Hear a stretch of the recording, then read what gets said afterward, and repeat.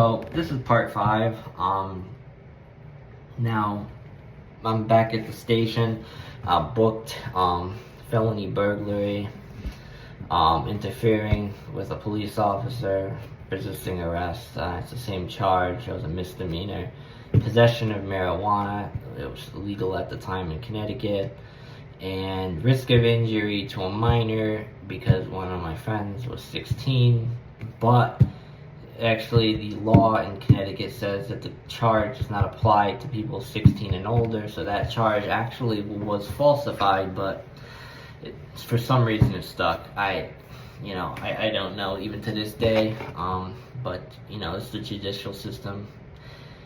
They can lie, they can make things up, and it is what it is. You can't do anything about it. But not saying that I don't take accountability. I'm just saying that this is the law. It says it doesn't apply to people 16 or older, yet my friend was 16, and he had been for quite some time. So essentially, what can I do?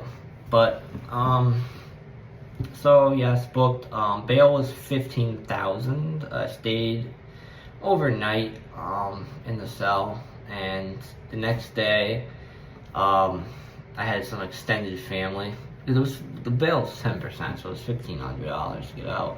Down the deposit, and so people in my family put some money together. I guess when they found out I didn't come home, get bailed out, and it kind of went on for a while. The whole process, they wanted to go to trial because they actually wanted to recommend anywhere from, I think it was 2 to 5 years. The charge was a felony, 2 felonies, so it was pretty intense. But I was luckily, because they were all non-violent, and it was a first-time offender. They have a program in Connecticut. I'm not sure if they do anymore. We're talking 12 years ago. For first-time non-violent offenders, so I qualified for that. You stay on probation for 2 years, then they drop the charges if you behave, which come later on, of course. I almost didn't, got into issues again. But essentially, yeah, and that's what happened. So 2 years applying for jobs, on probation, can't vote, but again, that's like the least of my worries. Just kind of checking in and out, the probation, the court dates, all that stuff. Kind of trying to stay out of trouble, but trouble found its way. I needed money, started selling weed and some other stuff.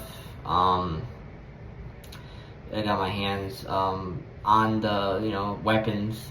Can't it wasn't safe selling to some of these people without carrying, which of course I'm not proud of any of this, so don't jump on me in the comments, but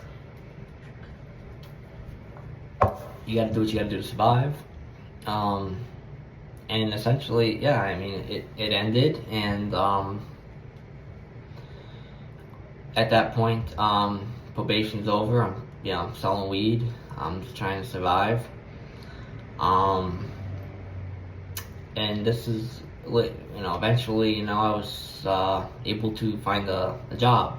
That's when I started. I worked as a dishwasher, so it's kind of like the, some people may stereotype it as like a just got out of jail job. I mean, I guess you could say that in that sense. I was in some community programs, and they kind of helped me get that job, as well as some family members that kind of helped me fill out applications and stuff. So I didn't even, I spent so much time hanging out on the streets and doing bad things that I didn't even know how to fill out a job application at the time. So yeah, I mean, I'm like 21, going on 22, don't even know how to fill a job application, never even held a stable job besides selling weed and pills and stuff on the street, anxiety pills, and occasionally selling acid tabs, and taking cans back, stuff like that. So now here we are, and now I'm 22 years old. So at that time, well, before that, actually, when I was on probation, they had put me in some community programs. So the current mayor of Bridgeport actually worked on his campaign as an area manager. So they gave me a certain area, and I went around, spoke to people. He's also a felon, so it kind of like hooked me up with that.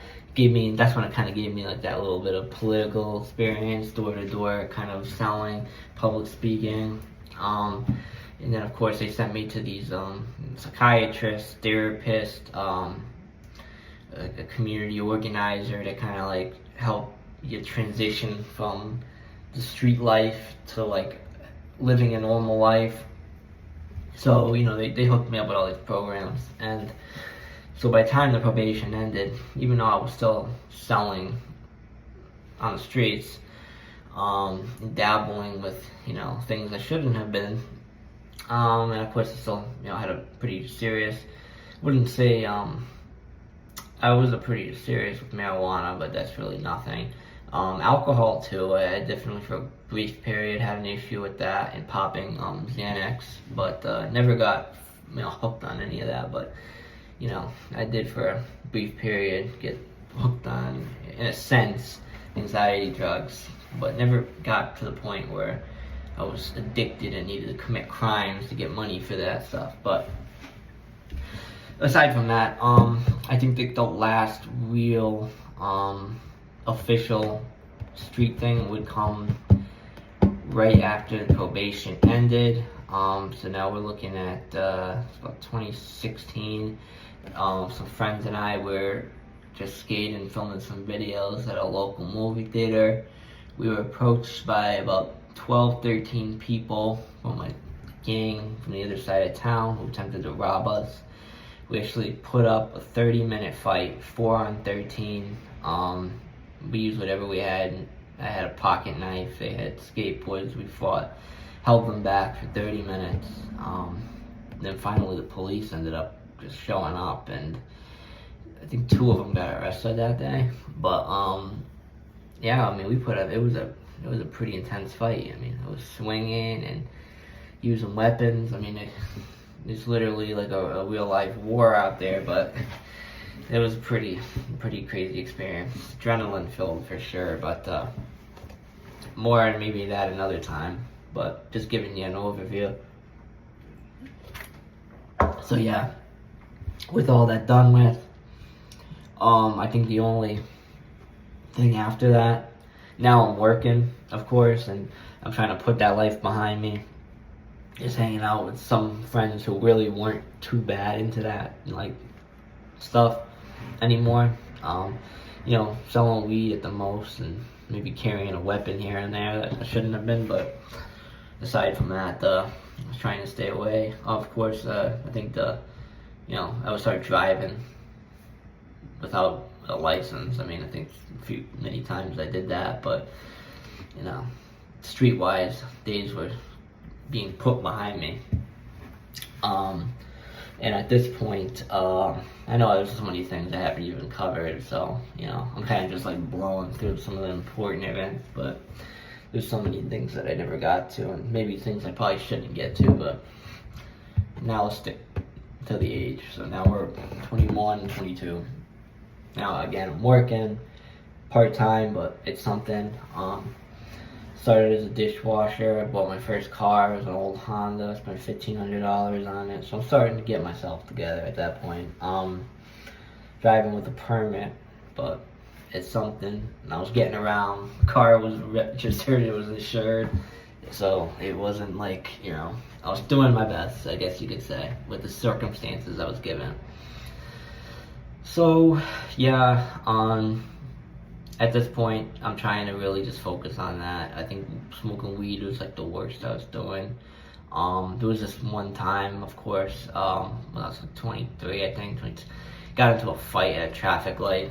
If anyone knows what Park Avenue in Bridgeport, it's a pretty terrible area, but yeah, this guy started cussing me out, and I literally took a bottle and I threw it at his face.